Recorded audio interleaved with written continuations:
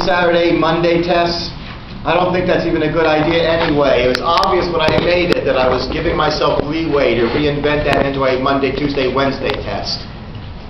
So that the last day to take test number 3 on the syllabus will be reinvented as the first day to take test number 3. And we'll add a couple more days to it. So I get that Tuesday. I get that Tuesday to cover anything in the last minute that I haven't had time to cover. Okay, good. So that's almost certain for me to announce on Tuesday. Okay. And I'm giving you a heads up, and on Tuesday I will make that announcement almost certainly formalized it by writing it on the syllabus on the thingamajiggy. But I'll wait for Tuesday to do that. Okay. Anyone who needs a study guide, essay question review sheet, or map review sheet for map quiz number 2, didn't happen to get one or lost one? Is there anyone with any kind of question at all concerning any kind of material for the tests or the test themselves or anything at all? Extra credit? Oh yeah. Now the thing is that first of all, I want to know is there anyone in this room who's planning to take the actual extra credit assignment that's there in the syllabus? Let's see now how I wrote it. It's a comprehensive 25 questions, it's not many. Multiple choice exam, it's only going to take you 30 minutes to pass or fail. And by the way, I use those phrases purposely because this is a pass-fail assignment. All Brookhaven instructors are required to give their students the exact same quiz and make it extra credit. So I didn't write these questions, and I don't teach them. Matter of fact, I don't even like some of them, and for this particular test, they've never received a 25 out of 25 because I disagree intensely with 2 of the answers and will not pick those. They're wrong. But I can't change it. I have to use the answer he provided to me. The beginning of the collapse of the American education system at the college level, when they start telling me what the test questions have to be. So this is it. First you make it extra credit, and then it's you know what it's called, slipping your foot through the door, and then once you're through, you push the rest through. And that's when I'll quit teaching, when they start regimenting and implementing a dictatorial education system. Students who pass this exam with at least 15 correct answers will receive an extra 3% in points added to your final total score for the class, because obviously all teachers have to do this, and we all have different point scales, don't we? And they couldn't make it worth 5 or 10% because they thought that would be too much, or 1% because that would be so diddly squat nobody would care. So they picked, as always in a committee, the worst possible number. The worst thing about 3%, who needs extra credit assignments the most? A students or D students? D. Who will get the most if you add 3%? The person who has the most points at the beginning. So the students who need this the most will benefit from it the least, correct? But that's an example of anything that comes out of a committee. It'll always have inherent useless flaws. Now the good news is you do only have to answer 15 of them, and I promise you that 19 of these questions are easy, 6 of them are really hard, and 2 of them are just plain wrong. That I will tell you something opposite than what the questions tell you. Okay, simple as that. But it's not that hard, except it's not really going to help those of you who need the most help. In U.S. History 2, I have one of the very best informal extra credit assignments that I've ever utilized, except as you can understand, we can't quite use it for this class. It's called Interview a Senior Citizen. And that's what I want you to do. Interview a senior citizen, write it down, and give it back to me. That's what I do in U.S. History 2. Pretty good, isn't it? It's oral history, finding out what people who have had experience know. And that kind of stuff is being studied in U.S. History 2. But we're not in U.S. History 2. We're in U.S. History 1. So I'm going to give an assignment that will be very interesting. And of course, I desperately want Charles here to do it. Of course, you'll have to use your memory. You can use yourself. You can interview yourself. Because in this case, it would be interview a senior citizen about their parents and grandparents. Anything they can happen to remember. This is called recreating oral history. Getting oral history from people who are dead. From the memories that people have of these people's lives. And as a result, it's a relatively difficult assignment. You might find people who can't remember all that much about their parents or grandparents. But anything goes. I'm not asking you, are any of these people going to have had major historical events occur to them? Probably not. No, this is what we call social history. I do just want you to find out how people live their lives in the past, you know, and things that happen. Ask them general, open-ended questions, and next thing you know, you're finding out some really interesting things. So for this class, the extra credit assignment, which is worth up to 20 points, but it's not a syllabus, is interview a senior citizen about their parents and grandparents. So it can't be about them, it's got to be about, that'll push it back to the 1910s, 20s, and 30s, won't it? Talking about someone who's over 60 or 65 years old, who's talking about their parents or grandparents who would have died 20 or 40 years ago. So we are pushing ourselves back into the nearing the early decades of the 20th century, when a lot of interesting things happen. Yes? How do you want it written? I don't. That is, there are no rules. Doesn't matter how long. It doesn't matter how long. It's do I find it interesting? And of course, they are all very interesting. Okay. I suppose you could find a way to screw it up by writing it really, really poorly. You could really do a really bad. I don't mean you. I mean, it's possible for an individual human being to do such a bad job of it that I don't like it. Okay. But you'll know when you turn it in that it's a stinker. Yeah. Okay. Other than that, any format you want, length, none of that. This is this is the definition of an informal extra credit assignment, which isn't even on the syllabus. But it does require you to, so I'll repeat what it does. Interview a senior citizen about their parents and grandparents, about the generation before them, the lost generation that can't talk about themselves anymore. And I'll get to your question in just a minute. For example, Charles may look old, but he wasn't an adult during the Depression. There's nobody left alive basically who was an adult during the Depression. You'd have to have been born in 1910 to be an adult during the Depression. The only people left alive are people who were children in the Depression, who could barely remember it. They were 5 years old in 1941. In 1940, they'd be very old right now, wouldn't they? If you were born in 1930, you'd be 80 years old. My grandfather's 85. There. So he has some memories of 85 or 6. So he was basically a young man, a 17 or 18-year-old, which was considered an adult back then, in 1939. So he actually literally still has memories of the Depression as what we can call an adult. Just like most of the men now who served in World War II were because they were 17 years old when they volunteered or were drafted. If you were 17 years old in 1944, you would have been born when? 17 years old in 1944, 1926. So how old would you be now? 27. 80, huh? Oh, never mind. 1927, 80, 83. There. So he could have served in World War II. He did serve in World War II. There you go. He served in World War II. He's in the Navy. There you go. There you go. You know, that's the way. And there were also guys who faked it and got in and pretended to be 17 or were only 15 or 16 years old. Okay. All right. There you go. So that's the only way to get real oral history about the 20s, the Depression, and World War II anymore, is to ask seniors about the previous generation and what they remember. Okay. Yes.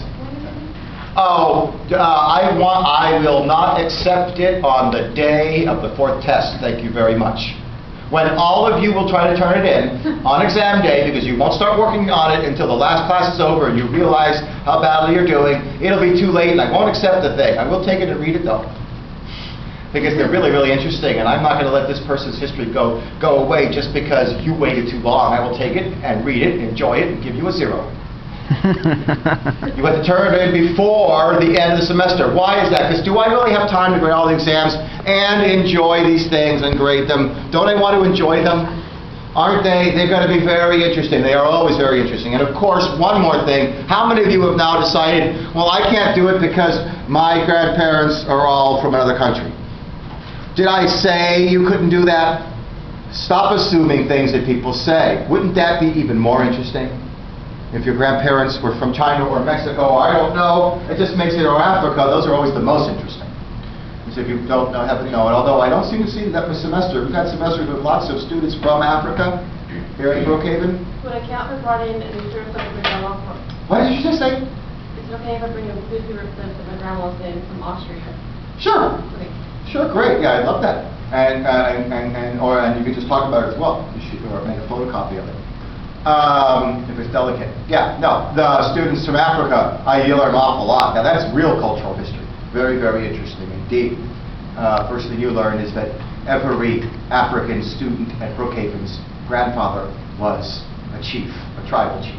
Do you think that poor people from Africa get to go to Brookhaven College? How would they afford it? They're all from the upper class, obviously. Duh. They're here in America. The plane fare alone would be quite expensive, isn't it? Yeah. Okay, so there you go. So they're actually, their families are very interesting, because family, if your grandfather's a chief, that means he had a very interesting life, doesn't it? Yeah, we learned a lot of things. We learned a lot about the Mau Mau uprising of the 60s that I didn't know before from oral history. All right. Okay. So there, that was all the things I wanted to talk about. And I was going to waste time by talking about some of the things I've learned from these, but I'm not going to do it. All right. Excellent. We got that stuff out of the way. Is Joseph Hansen here today? Yes, sir. Jinda? Yeah. Matthew? Roxanne? Shalina? Ian?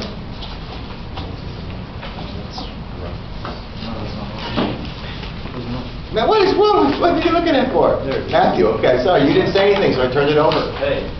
Okay. Thomas? How about Adam? And Stephen Montgomery? Jessica?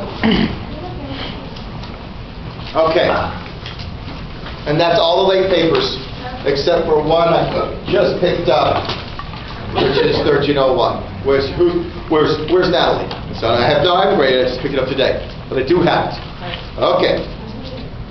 Okay, so that takes care of that. And now I have to rush through the roll real quickly.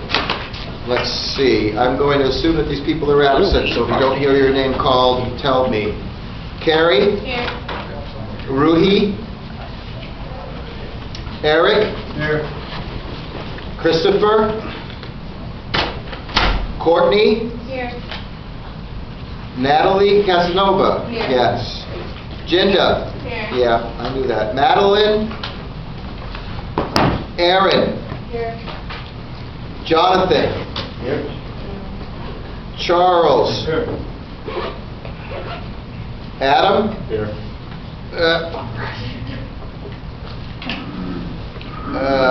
No. Joaquin's here. Sorry, Joaquin, well, you just walked in. Just like Michael. Here. Ian. Cindy. Here. Joseph Hansen. Here. Corey. Here. Jonathan Kang.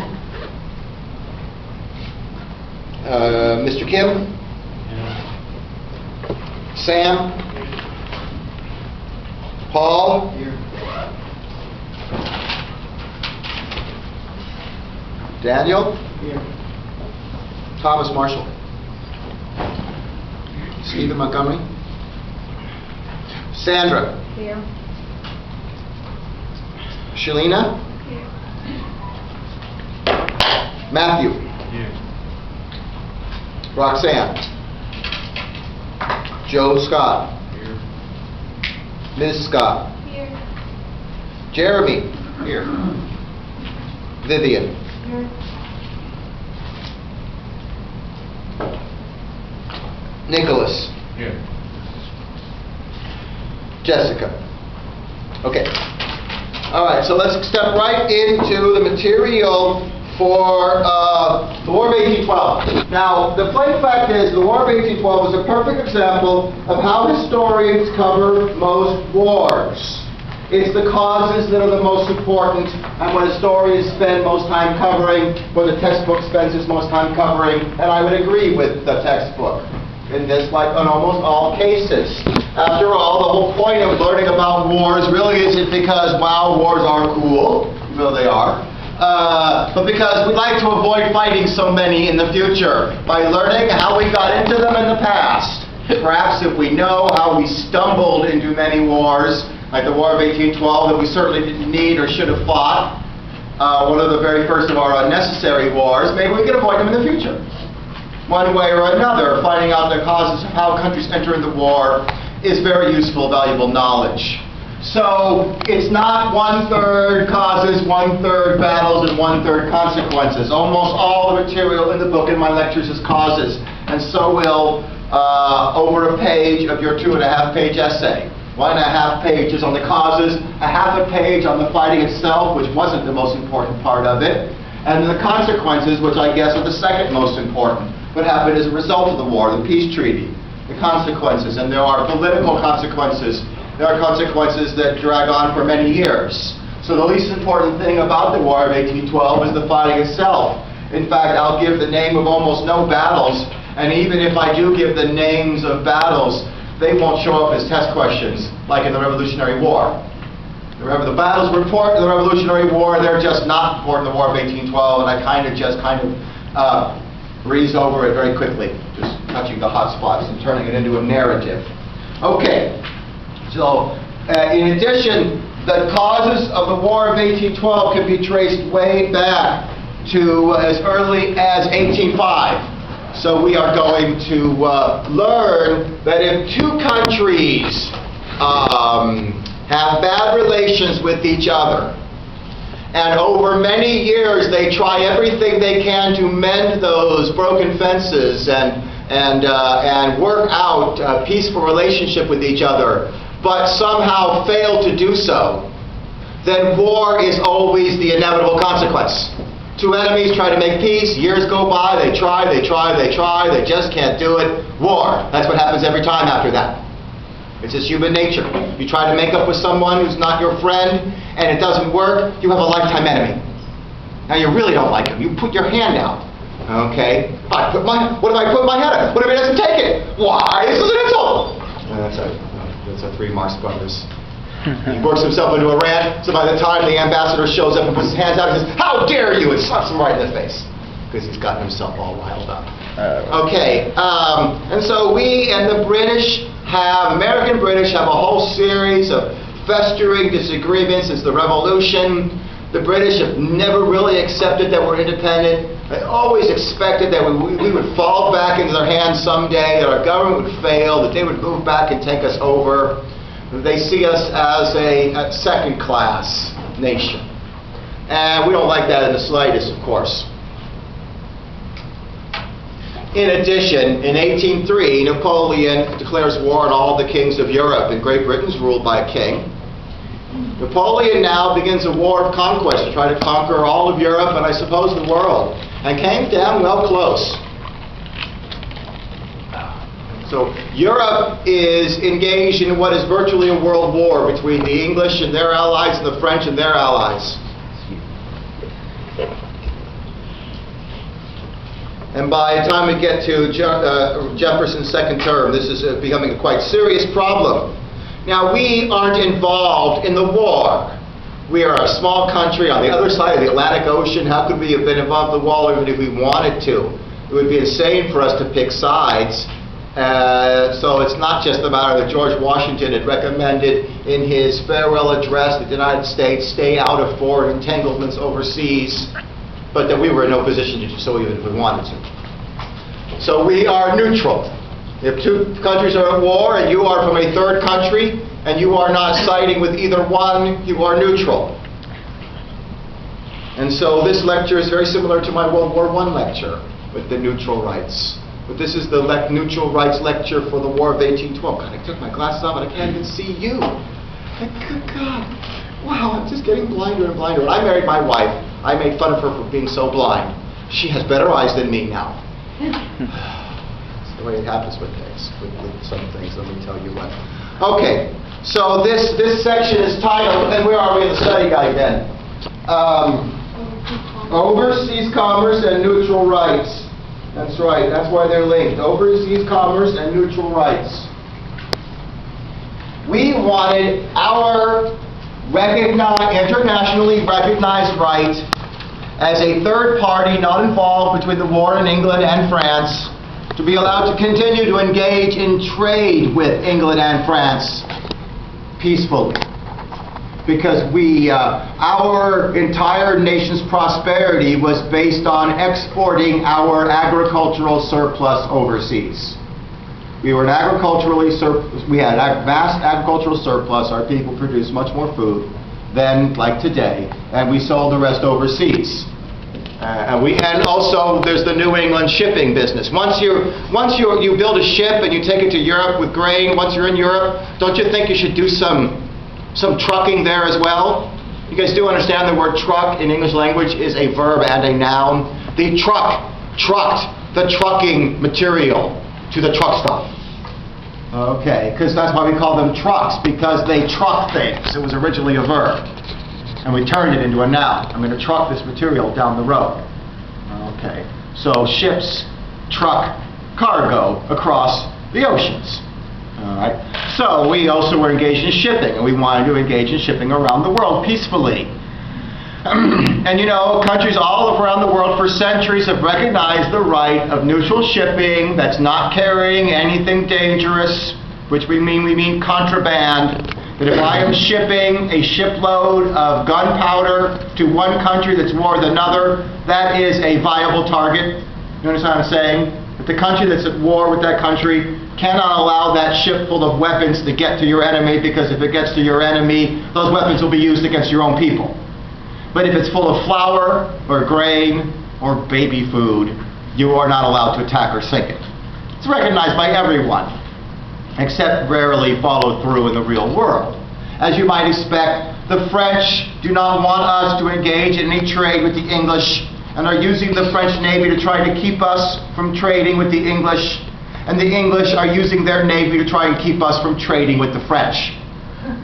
Obviously, so we are trapped in the middle, a smaller country being attacked by both the big countries who are also at war with each other.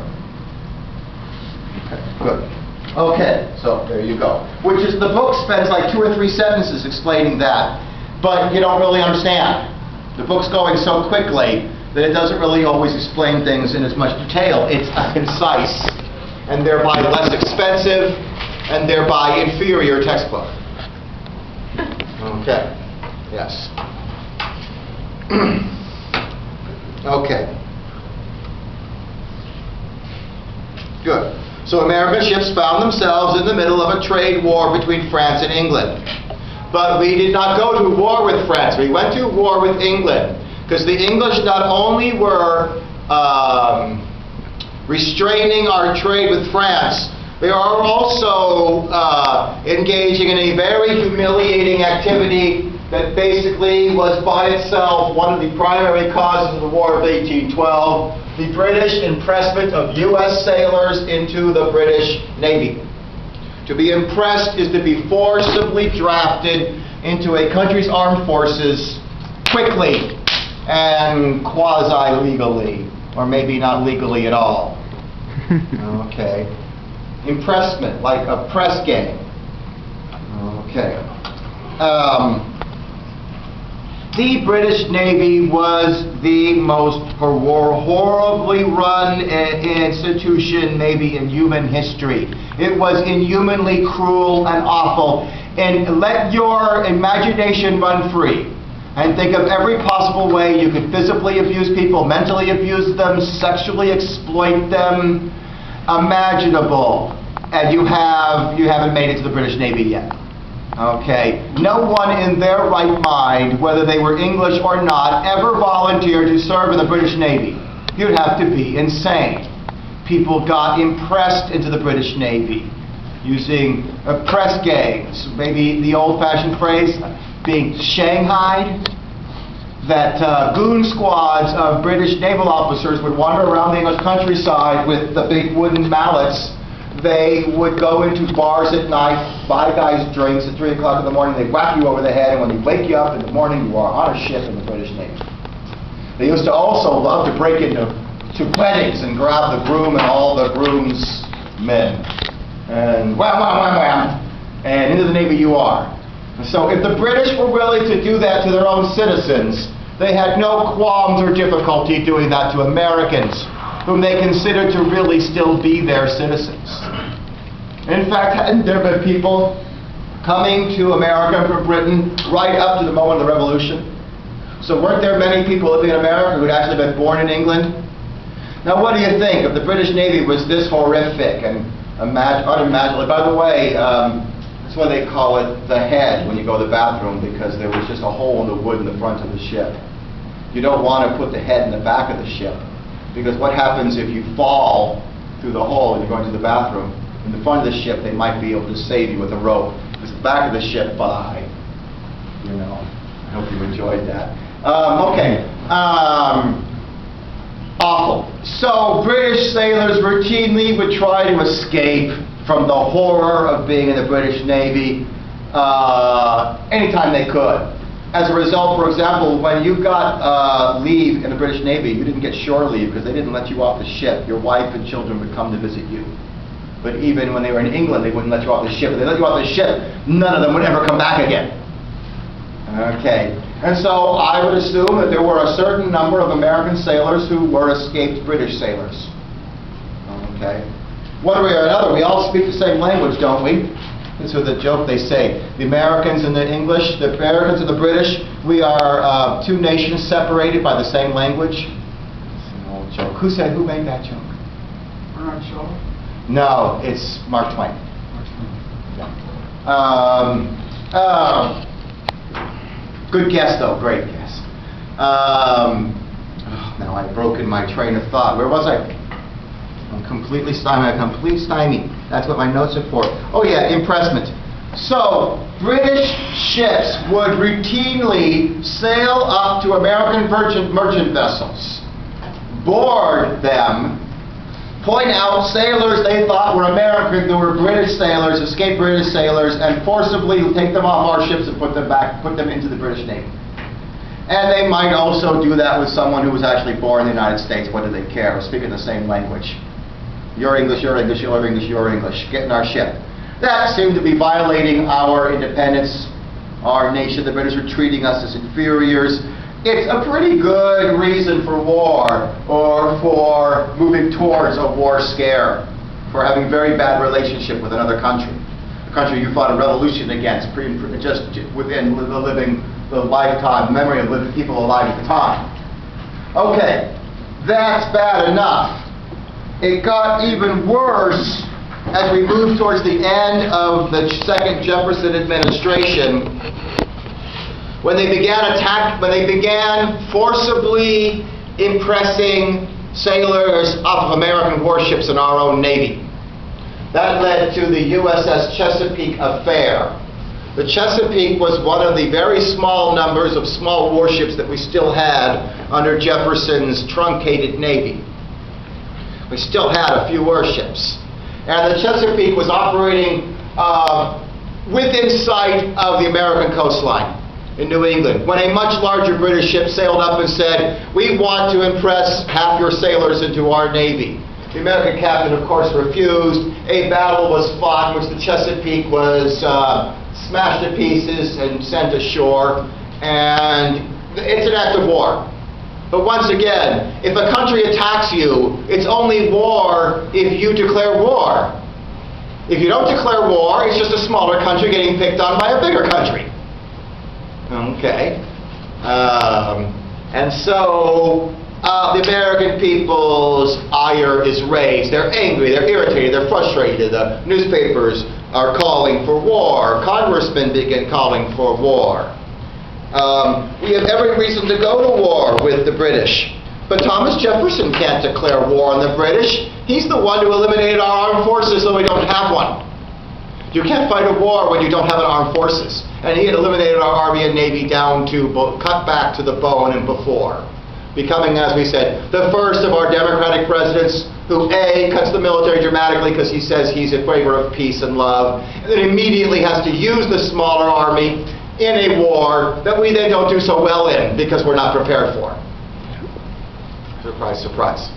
That's the way things used to be in America right up until Republican presidents, always last name Bush, ruined that situation. Until the Bushes were presidents, the Democrats always got us into wars and the Republicans got us out. But that's not the way it's been during your lifetime. The Bushes, the first Republican presidents who were good at getting us into wars we didn't have to fight. You know, the shoe was on the other foot now. But there you go. Very good. So Jefferson invented the strategy that liberal progressives like Democrats or libertarians have used ever since. If you have an enemy, and for one reason or another you are not willing to fight a war with them where people will be killed, fight a trade war with them instead, and use economics as your weapon.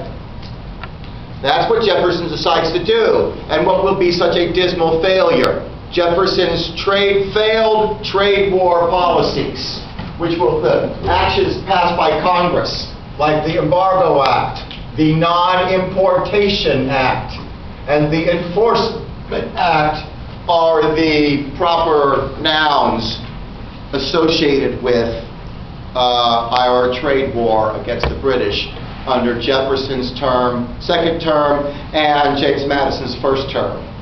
For almost 8 years, we tried to punish the British and force them to open up trade and stop impressing our sailors on the ocean by using a trade war policy against them to try to damage their economy by refusing to engage in any trade, by refusing to buy from them or sell to them. It did not work. And then we declared war on them afterwards. Okay. Now let's get into the details.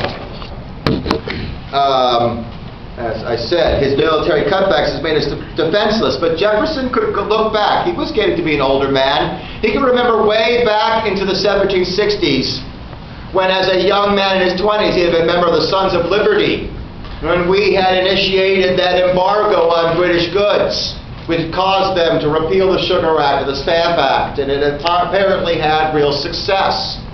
And so Jefferson, making the absolutely typical mistake that middle-aged and elderly people often do, forgot the times change. The decades had gone by since that was true. Like me lecturing that our greatest enemy is the Soviet Union, because I can't remember anything that happened in the last 20 years. It was a long time since the Soviet Union was our enemy, but in my memory it was for an awful long time. Because the plain fact is that back then we were a colony of Great Britain, and over half of all of Britain's trade was with us.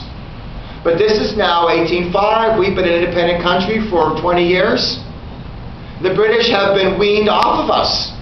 They no longer depend on us for commodities. They're not getting those commodities from Canada or India and other of their colonies around the world. They are no longer dependent or need us. However, we Americans are an exporting nation. We do need countries to buy our surplus goods. Surplus goods that could be farm goods that could be purchased. Basically any country can farm. Not every country can produce manufactured goods at high quality, but every country can produce farms, so you're competing. So when the United States refuses to sell farm goods to Great Britain, as they're about to see, it's going to greatly damage our economy and send us into a recession. It won't damage the British economy in the slightest. They'll go from strength to strength. This is the very definition of a government program that backfires, that explodes into our face. Jefferson initiated the Embargo Act, the Non-Importation Act, to damage the British economy, not our economy. Politicians never pass laws to damage their country on purpose. They just pass laws that turn out to have unforeseen negative consequences. And then you have to deal with the negative consequences. Okay. And that's me sounding extremely conservative and Republican. It's very super conservative sounding concept, very Texas sounding concept. Better to leave things alone than to try to make things better and then mess things up instead. Is an extremely conservative concept. No liberal Democrat would agree with that. I'm about to go vote straight Democrat Party. But there's no one, I live in Denton, there's no Democrat running against the congressman, the Republican congressman in Denton. He's only being run against by an insane libertarian. How long have you lived in Denton? For a while. Why?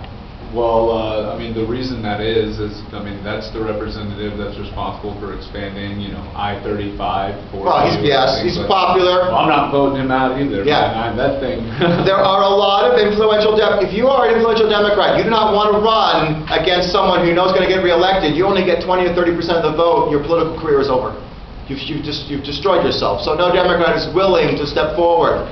We had a history professor here named Jay Hammond many years ago, and one of the things he did is step forward and run as a Democrat. In one of these races, he got 35% of the vote, or 38%, because nobody else would run.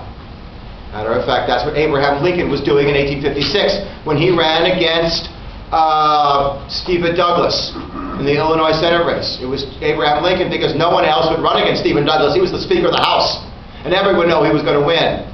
So even an ugly SOB like Abraham Lincoln could get a political career going. As a result, he could step in there, step into the breach, and take the blow for his party. Okay,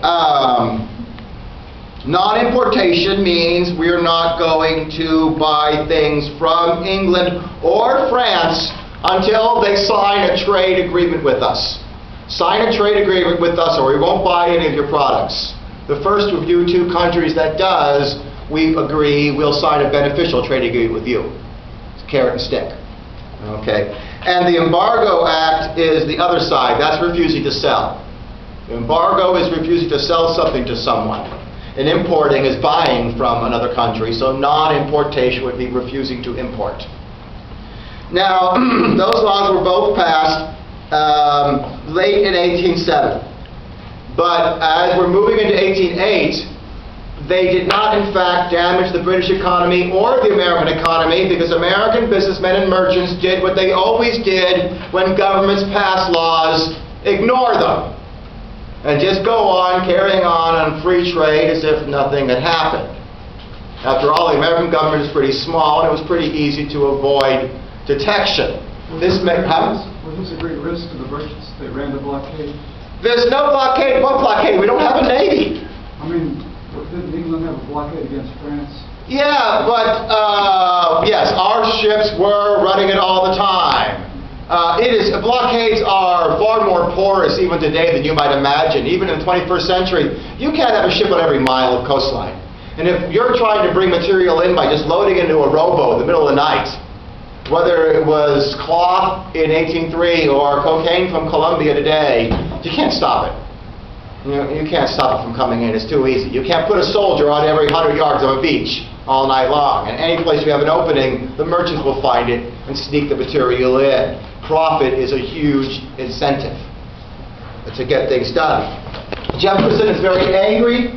He has no intention of serving a third term, not only because George Washington recommended that he shouldn't, but because these failed trade war policies are making him incredibly unpopular. And so he is determined to make this trade war work by passing a law that would more strictly enforce the Embargo Act and the Non-Importation Act, to give that law some teeth. So when the merchants come back home, their government's going to be waiting with a huge penalty, a fine of some kind. When you're dealing with economic laws, you don't put people in jail, you fine them. Okay. And the Enforcement Act did work. It shut down New England shipping. Because that's what we are talking about. Southerners didn't own ships. They made their money by selling their surplus to the merchants who then loaded it onto New England ships. Ships produced in New England shipyards. It was the New Englanders and New Yorkers who were the shippers. And so once the Enforcement Act is carried out, then the inevitable result is now no more exporting of American farm goods overseas, and an almost instant and very severe economic recession for the United States. But no real economic penalty to the British, who can buy their grain at the same price from Canada or other parts of the world quite easily. Very, very similar to now move forward almost 200 years, 170 years, and you've got Jimmy Carter's grain embargo against the Soviet Union in 1979. A liberal, libertarian, progressive Democrat using the same strategy to the same effect. Our country suffered. The Soviets said, big deal, we'll buy our grain from Canada and Argentina. Then Jimmy Carter had the great idea of boycotting the Olympics. Boy, that stung the Soviet Union like nothing else. Made Jimmy Carter look like an incompetent idiot. Okay. Unfortunately. I know it's sad. It's sad attacking Jimmy Carter to young people. You just know about him as a nice world leader who builds houses for poor people and helps bring peace to the world. You weren't alive when he was our useless, pathetic president, blaming me for all of his problems. Doesn't that sound like an exaggeration? How could would a president really blame me for all of his problems? Did he give that crisis of confidence speech, which I watched myself on live television, blaming the American people for everything wrong in the country? It was 1979. I will not forget it, because I just about put my foot through the television. Okay. Is that the Malays speech? The Malays speech. That's right, which liberals call the crisis of confidence speech, but Republicans call the Malays speech. Yes. Oh, I have never been more irritated at a politician in my entire life, and I never will be. Okay, because that was just beyond the pale of refusing to take responsibility for your own failures. All right. So Jefferson is no longer the president, and it's time for the election of 1808. And you'd expect the Federalists to make a comeback now that the Democrats have sent the American economy into a tailspin. But there are almost no Federalists left. They exist now only in the New England states. South of Connecticut, you're not going to find a single Federalist anywhere in America. Not only that, but please realize that in these early elections, most of the men who win are founding fathers, men who were at the Constitutional Convention and helped write and sign the Constitution, men who signed the Declaration of Independence at the Continental Congress. These are founding fathers who are respected by everyone, like George Washington, Thomas Jefferson, John Adams, and James Madison. James Madison is the man who basically wrote the Constitution. So obviously when he runs for president in 1808, he's a Democratic Republican. He's the second most famous Democratic Republican after Thomas Jefferson. Jefferson's political career is now over. He goes into retirement. It's Madison's turn. We will continue to elect founding fathers until they die of old age. There'll only be one more, James Monroe, the last of the founding fathers, especially since Washington, Jefferson, and Madison all served 8 years as president.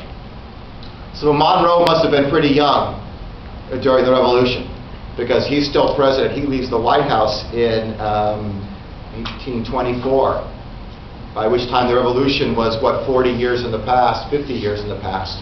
He's an old man. Okay, very good.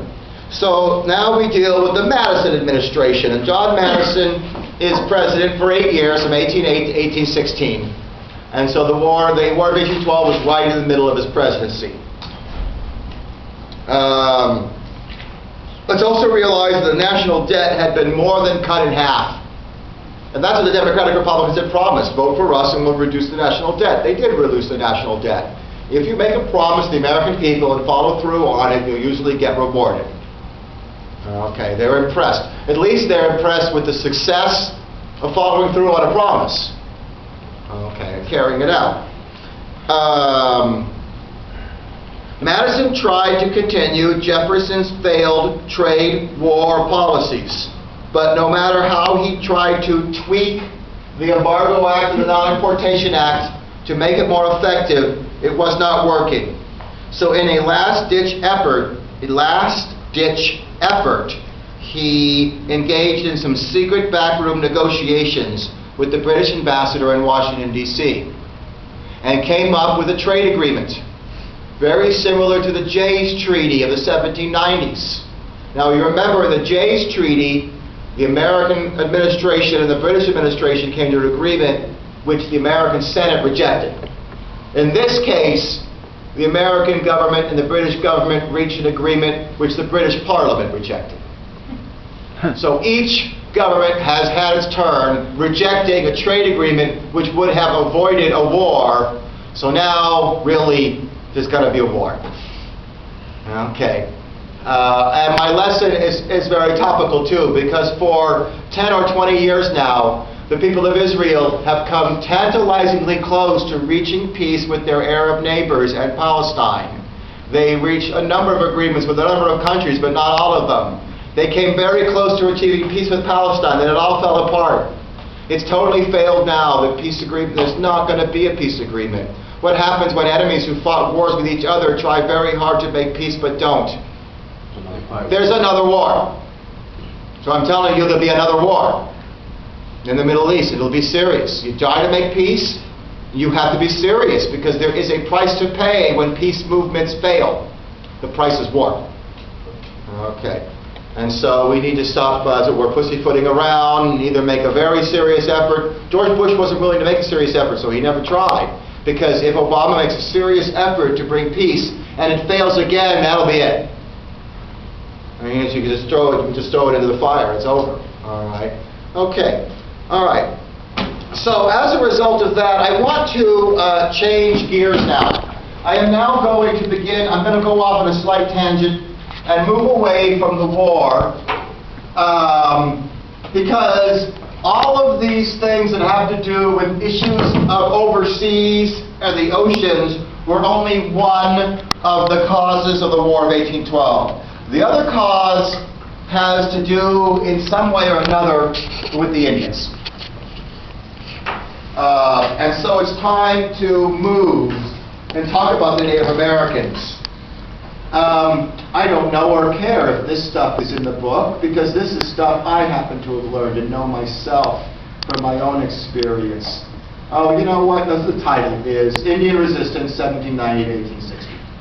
All right, and you know, because here's an example of where I turn a narrative lecture into a lesson where you learn something. There is a difference between legal and moral or ethical. We all realize that, don't we? Can a law be legally passed and still be seen as immoral or unethical, a bad law? Yes, governments pass bad laws all the time. So something can be legal and kind of sad, and you can think it was wrong at the same time. Because you need to know that in almost every, except in one very special case, you can go to the Library of Congress this very day and see where the Indian tribes signed on the dotted line away their land, United States. It's legally ours. Now, how we accomplished that wasn't all that moral, and it wasn't very ethical. But we all know that lawyers follow law. Do they twist morals and ethics at all times? If you are going to be a defense lawyer, are you going to be defending people who you know or feel almost certainly are guilty? Yes. Yes. If you want to be a good lawyer, because good lawyers defend the people who are guilty, they spend the most money. They're guilty. And if you are a prosecutor, will the government ask you to prosecute people who you are pretty sure are innocent? Well, there you go. So it doesn't matter what side of law is on. You've got to throw morals and ethics out the window and base your life on the letter of the law and what it says. Okay, so I assure you, the letter of the law in every case, that land is ours because they signed it. But it's a giant and a tiny little thing. These Indian tribes, you can call them nations, the 200 Indian nations of America, to be nice to them, because the word tribe has some negative connotations. But did they have governments with parliaments, leaders, lawyers, and diplomats? Did they know how to negotiate with other countries? No, they did not. Did any of these tribes even have a single leader, like a king? Or did they all have lots of different chiefs who were really mostly just in charge of what we would call extended families? So that these tribes really, what did the Cherokees have in common with each other? Well, the Cherokee language. Did they have a government? Not the way we think of it. Okay. Did we have lawyers every time those treaties were being signed? The United States was being represented by lawyers, professional lawyers. What do you think? Yeah. Did they have any lawyers? No. Do you know what happens to you in a court of law if you don't have lawyers? Okay, the same thing happens in negotiations if you don't. Yeah. We can always go to an Indian tribe where they have 10 or 12 powerful war chiefs and pick the 4 or 5 who are pro-American. Maybe we've gotten them addicted to alcohol and have those guys sign their people's land away for a certain amount of money. The other 7 or 8 chiefs wouldn't even know about it. They say, we didn't sign, so we won't give up our land. Is that legal? Whose land is that legally once those other chiefs have signed on it? land of the United States, now it's our land, you gotta get out. Okay.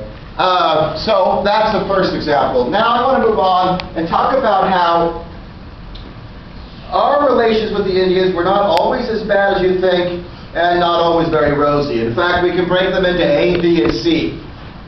On this map, I want you to notice ceded. C-E-D-E-D. That's the word that's often used, to give away something more or less voluntarily.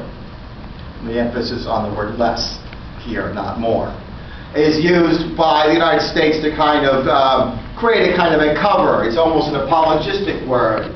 It could be seized if you really wanted to, but we like to use ceded. But now look here. The state of Kentucky had already been sold to American settlers in the 1770s during the Revolution. Were we in a position to take that land forcibly while we were fighting the British? No, we weren't. So this gives us an example. Example number one. Sometimes Indians were willing to sell land in the United States fairly and above square, at a fair amount of price accepted by both sides, because North America was gigantic. Most Indian tribes only had 10 or 20,000 people. Before the white men arrived, they were relatively mobile people who moved about. They were perfectly willing, if they weren't abused or taken advantage of and paid a fair market price, to sell large pieces of land to American settlers. If we had been willing to settle America one valley at a time and not move to the next valley until we filled the first one, there would have been room for Americans and Indians until the year 3000. Okay, but we wanted all the good land. We didn't want that valley. That valley's got a little problem. Now we want that valley. It's the best one. That's why the Indians are living there. They were there first. So they have the bottomland. I used to say bottomland. You guys know what bottomland is? And why bottomland was always the most attractive farmland? Bottomland? River bottom. That's right, the land along a river bottom where the soil is going to be the most fertile. Okay, the river bottom land. And so Kentucky was known as the great Indian hunting ground because Indians didn't live there, they just hunted there. Have any of you ever been, anyone driven through Kentucky? Ever been in Kentucky? There's what, a half an inch of topsoil? And then just rock, for the entire state. That's why what are they famous for raising in Kentucky? What's horses? Because you raise horses on land that's no good for anything else. Because horses will live on grass, growing in between rocks. Okay. All right.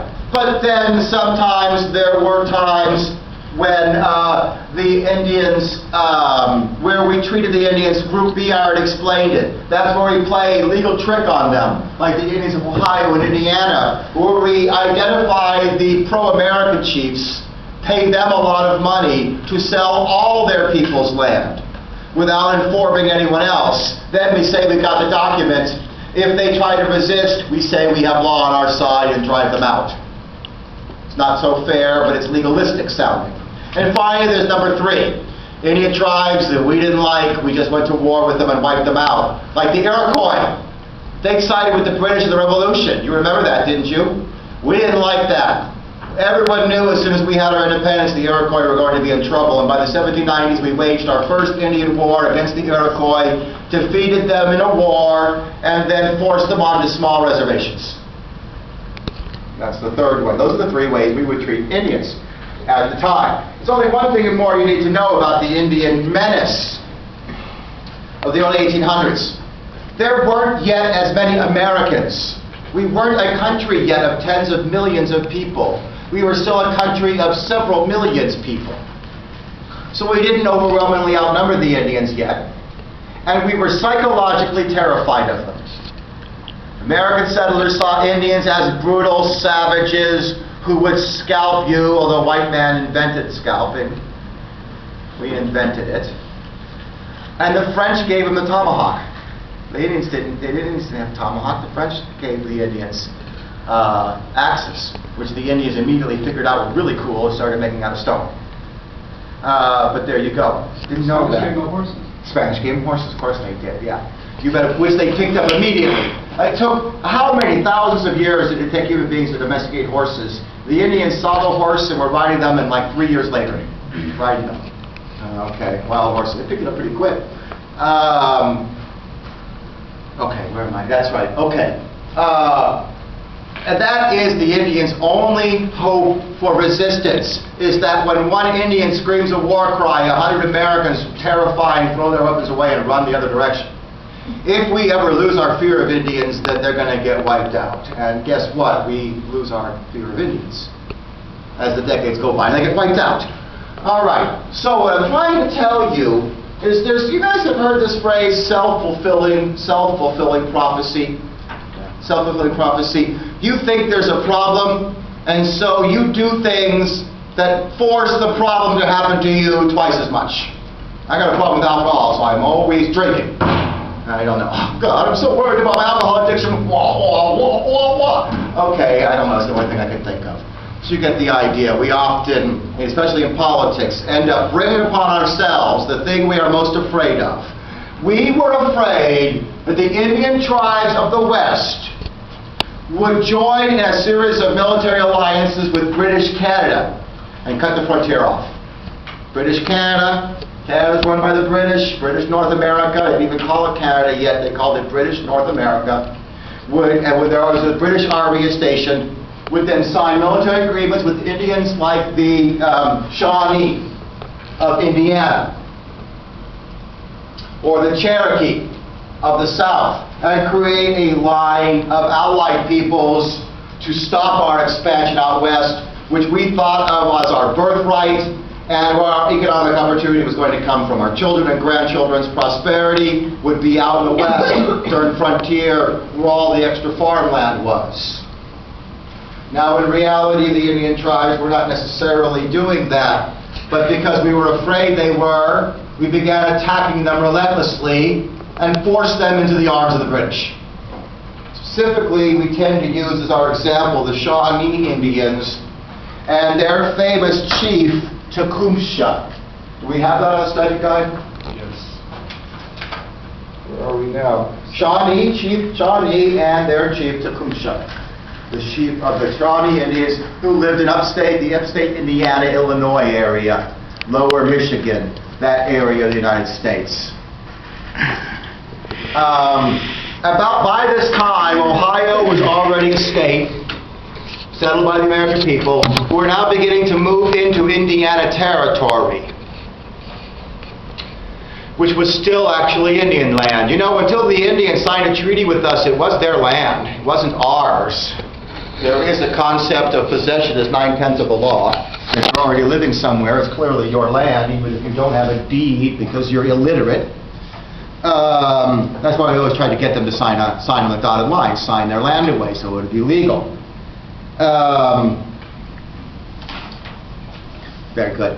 Before a territory becomes a state, they don't have a governor, right? No elections. So a territorial governor is appointed by the President of the United States.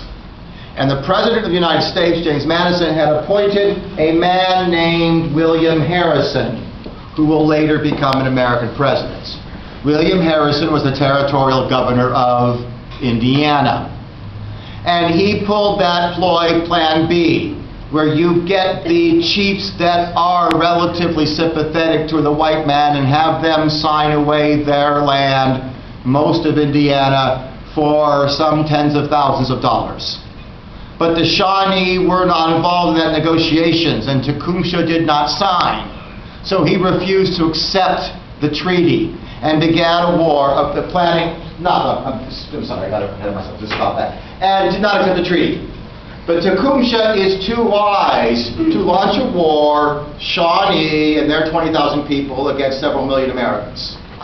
So he begins negotiations with all the powerful Indian tribes of the West. He was up in Michigan on many occasions. He was even down in the South talking to the Creek Indians and the Shawnee, talking about an Indian-wide alliance. Let's all stop warring each other. That's how the white man takes advantage of us. Indian tribe A is fighting Indian tribe B. White man sides with Indian tribe B to destroy tribe A. Then white man sides with tribe C to destroy B. Then sides with tribe D to destroy C. That is what we always did. We always had Indian tribes on our sides when we fought Indian tribal war, that tribe's enemies. Tecumseh's trying to put that aside. And what if he had accomplished his goal, the great what-if question? Would the Indians have been able to stop American expansion for an entire generation? Would they have created their own republic, like in Haiti, a republic of the Indian peoples? We'll never know. He didn't have enough time. While he is negotiating, a battle was fought. The Battle of Tippecanoe in 1811. We're only a year away from the war now. The Battle of Tippecanoe. In September of 1811, Governor Harrison led a group of territorial militia, volunteer settlers in the territory, up into Shawnee territory to defeat them. Tecumseh wasn't there. He was in Michigan working on his alliance. Instead, his brother, who was known as the Prophet, fought the battle. Very strangely, the Indians, who had always traditionally fought Indian tactics, guerrilla tactics, retreat and fight, delaying tactics. The Shawnee in this battle formed up in line of battle like the Westerners and fought it out in a made-up battle and got wiped out. By the time Tecumseh returned, he was just able to save the Shawnee refugees, bring them into Canada, and sign a military alliance with the British. Well, of course they will now. We attacked them. We were afraid they'd sign an alliance with the British, so we attacked them and drove them into the arms of the British, of course. Okay, there's the lesson I was trying to teach you. That allows me to move back into my lecture for the cause of the War of 1812. That another cause of the War of 1812 was fear of the Indians, alliance with the British, / desire to take all their land and Canada and make it all American. We wanted all of North America to be U.S. territory. Drive the British out of Canada and grab all the Indian land out west all at the same time. This was the position of war hawks who began being elected to Congress in 1810. Congressmen like Henry Clay of Kentucky and John C. Calhoun of South Carolina, names which will come out of my mouth again in later lectures. First arrived in American politics, being elected to Congress in 1810 as war hawks who want us to declare war on Great Britain. The proactive war. It's that big word for the day, proactive. What does that mean if you make a proactive decision? It's a big word. Take action ahead of time? Is a way of saying Or it. To do something you're not forced to do. Or To take a voluntary action, to defeat a problem that might become a problem in the future by taking it on now. like prevention? Like prevention, yes. Yeah. It would be proactive. George Bush's invasion of Iraq in 2003 was accused of being proactive because the Iraqis had not done anything extra to us in that year that required us to attack them they hadn't done in the past.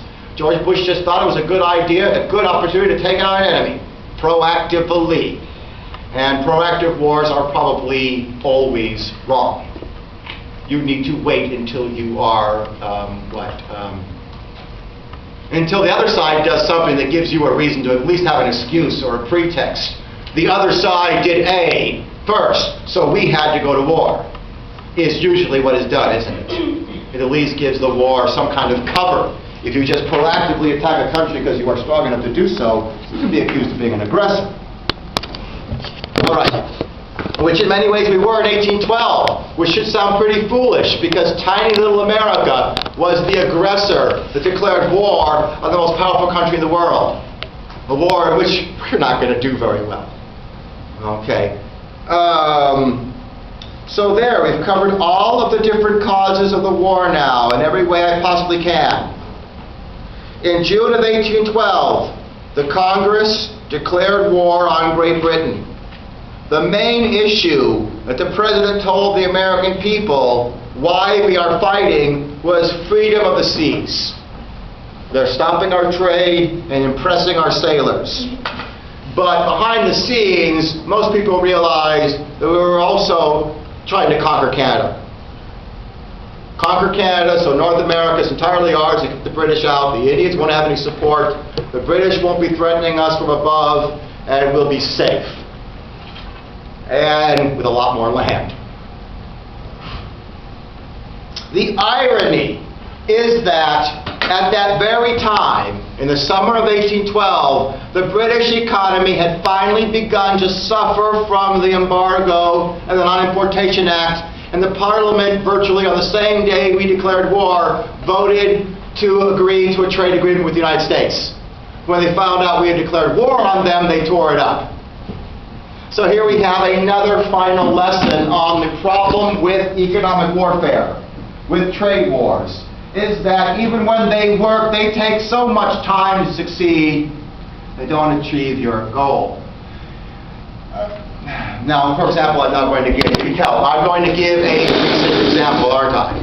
When I give analogies to the present, will that ever be on the test? No, of course not. So I shouldn't even have any, but too late. Here we go. In 1991, we fought a war with Iraq and pushed the Iraqis out of Kuwait. The United States and the United Nations then imposed a near total trade embargo. A trade embargo which the Iraqi people suffered under for over 12 years. By which I mean the Iraqi people. Because what happens is the hospitals are out of medicine, the people are out of supplies. Do you think the Iraqi army ran out of resources? No, trade wars tend to cause civilians to suffer. The Catholic Church says that trade wars are wrong. That, from a Catholic myself, so I might as well tell you, that if your enemy is your enemy, then war on him, war. If you don't want a war, then peace. That this halfway in between is totally morally unacceptable. And that the democratic liberal tradition of using economic warfare against our enemies is morally wrong and strategically ineffective. And we should never apply it. Does any of you think that the trade war Obama has initiated against Iran is going to achieve our goals? Will it just turn the Iranians more anti-American? So, once again with Iran, it's either war or peace. You know, but there you go, this middle one went very well. All right, excellent. We do have the time now to step into the war. Maybe I can make it through the entire war, but not the consequences. But we are almost done with the War of 1812, because now the war has started, there's not that much to say about it until the very end. War of 1812 was fought from June of 1812 till December of 1814. So it's a 2.5-year war. Why? Okay, let me keep. Our plan, our war goal, our plan. Why are we attacking those powerful countries in the world? Because they are temporarily, very seriously distracted in a war of survival itself against Napoleon's France, who's conquered Spain and Germany and Austria and is in the process of invading Russia. And if Napoleon conquers Russia, he shall rule the world. The British are so committed fighting the French, their back is turned to us. Great Britain is much bigger than us, but their back is turned to us. Now it's time to kick them back. Wacko, always hit them when they're not looking at you, and that's what we're going to try to do. Hit them when they're not looking. Under normal circumstances, this would be insanity.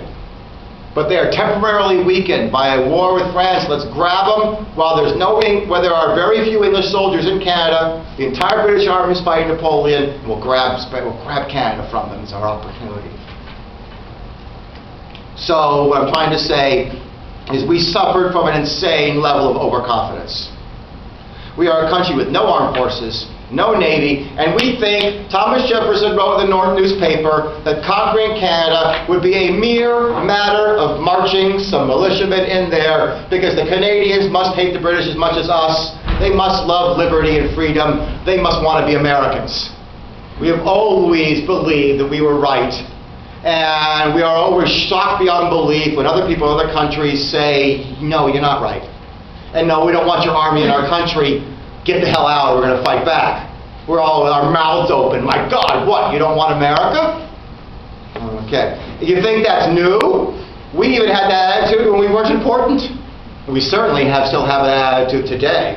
Whatever America wants to do must be right because we're such a great country. Okay. Now you see, we're going to have to fight this with a volunteer militia. We don't have a professional army. The Congress authorized the funds for a 50,000-man armed forces, but only 10,000 men ever volunteered. People will volunteer to defend their homes against an invader. They will not volunteer to invade somebody else's country. Americans were not going to volunteer for a war to conquer Canada. So that's the very first sign, a very serious sign, that we are not going to put out we're going to try to win this war on the cheap. And when you try to win a war on the cheap and you think it's going to be over like that, and the other side's not going to fight back, you know you're going to lose. It's like the cowboy football season. I think we thought that everyone was just going to fall over for us. Oh well. So, the first year of the war in 1812 was more like a joke than anything else, and I'll tell it that way. We're going to invade Canada. There are these objects called the Great Lakes in the way, so there are only a few places where you could actually invade Canada. You can invade Canada by driving up through upstate New York, along Lake Champlain, and move into Montreal. You can cross at Detroit and move in towards Ontario, or you can cross here as long as you don't get too close to Niagara Falls. So those are the only three places where you can cross the rivers and get into Canada. And we tried to send forces into Canada in the summer of 1812 from all three directions. The war starts with American force under General Hull that crosses from what was back then called Fort Detroit, because that's all Detroit was, a fort with some trappers and some soldiers, into Canadian territory, what is today Ontario. Now, General Hull is in his 60s. The last time he saw fighting was the Revolutionary War. The United States has had no experience for decades in fighting. The soldiers are all volunteers with no training whatsoever. As soon as we get into Canada, we run into a force of professional British soldiers blocking us so we cannot advance. The Shawnee Indians, who are the British allies, then get around us and behind us. Before a few days have gone by, General Hull realizes the American force is surrounded on all sides, and it surrendered in its entirety without a shot being fired. A second, more serious attack occurred here in the area of New York where Niagara Falls and Buffalo are today. We did have a few thousand professional soldiers, remember. And about 1,000 of those professional soldiers were leading a much larger force of militiamen who were going to have to cross a river defended by the enemy on the other side. The most dangerous of all military operations, having to cross water with the enemy firing at you. It is very difficult. So to give the militiamen some confidence, our 1,000 soldiers agreed to cross first, create a bridgehead facing fire from the enemy. Then once our soldiers had crossed and secured the river, the militiamen would cross. Under withering fire, our professional soldiers crossed the river, took a lot of losses, secured a bridgehead. The militiamen saw what real fighting was like and went home. I'm not getting that bold. You see what happened to those guys? Some of them are dead.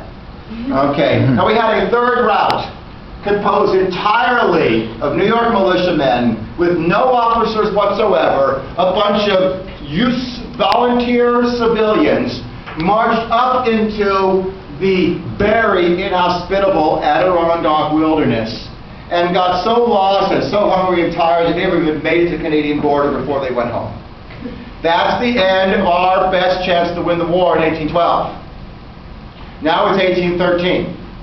By 1813, things are starting to happen. British ships are starting to show up on American waters and begin a blockade. Because anyone can tell me what happened to the 600,000 Frenchmen who invaded Russia in 1812? What happened to 500,000 of them? They froze to death, yes, most of them. It was the most massive defeat any army had ever faced in the history of the world up to that date. The largest army the world had ever seen, dying to a virtual man in freezing to death in the wastes of Russia. Napoleon didn't conquer the world. Napoleon is defeated in 1813. He's on the run. The British are now being able to send forces over to America, or at least they will be able to soon. We have one last chance to win the war if we get serious in 1813. And that's what I have time to cover. 1813 in 5 minutes. And when we come back next week, it'll be 1814 in 5 minutes. Then after 10 minutes of lecturing, we'll be moving on to the next essay question. We are really almost finished with this one, as you can see from the study guide. Because now with the study guide, we are now at, there, yes, we're right here. Failed U.S. invasion of Canada, 1812, 1813. Okay. If you are serious in a war, the first thing your leader does is pick a supreme military commander. One general to be in charge of all the other generals. Okay. And in 1812 we didn't have one. So 1813 came along, President Madison realized the war needed a supreme commander. And that general had to be someone who was not afraid to fight the Indians. So it had to be William Harrison, who'd won the Battle of Tippecanoe. So William Harrison is now the supreme commander. And as the commander, he immediately realizes the strategic reality. The country that controls the Great Lakes controls the area. If we have warships on the Great Lakes controlling the lakes, then we will be able to conquer Canada just like that. If we don't control the lakes, we can't possibly do it. It's impossible. Okay. And so throughout 1813, there were a series of small naval battles on Lake Erie and Lake Ontario. In this case, I would like you to use the words flotilla of boats instead of fleet of ships. And you guys, you know why, right? Because a ship is smaller than a boat. And so a whole bunch of boats, a boat is smaller than a ship. And so a whole bunch of boats together is called a flotilla. A whole bunch of ships together is called a fleet. And you can't put a fleet in a lake. You need flat-bottom boats. And flat-bottom boats on lakes can't be as big. So these are smaller ships. Please realize that at this time there were no American people and no cities on the Great Lakes. So we had to send sailors who had to walk across the Appalachians, chop the trees down to make the ships, to fight the battles. It's naval battles in the empty wilderness. Now, we won the battles in Lake Erie. By summer of 1813, we have control of Lake Erie. We're halfway there.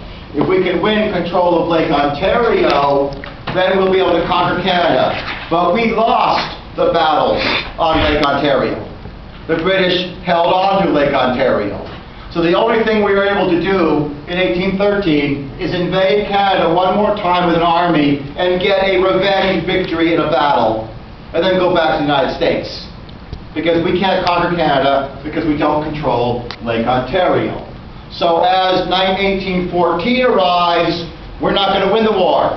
And in fact, we are about to get very close to losing it instead. And so I have 10 more minutes left of lectures, but we've run out of time. In 10 minutes, I'll be finished with the lectures for that essay question, moving on to the next one. Okay? Yeah, I got about 10 more minutes left, but I've run out of time. Pretty good. Yeah, we've made it right about there. I can finish this in about 10 or 15 minutes, and then it's on to chapters 9 and 12. Excellent. Okay. Now I want to tell you right now that it's quite possible at the same time I will tell you guys that I am just going to skip to chapter 10 and not lecture on chapters 9 or 12 at all, because we're running out of time. And after all, we did cover that chapter 9 and 12 isn't all that important on the test. It's not all that important. So if I notice that we really are running out of time, that's what I'm going to do. I'm going to say, I'm sorry, we're just going to start with chapter 12 and I'll come back. I'm going to cover out of order. That's what I'm going to do. Yes, we've got a lot of people coming up to me and sit down. Okay, good. Now I've got a table between me. Okay. Oh, you're not going to ask me anything?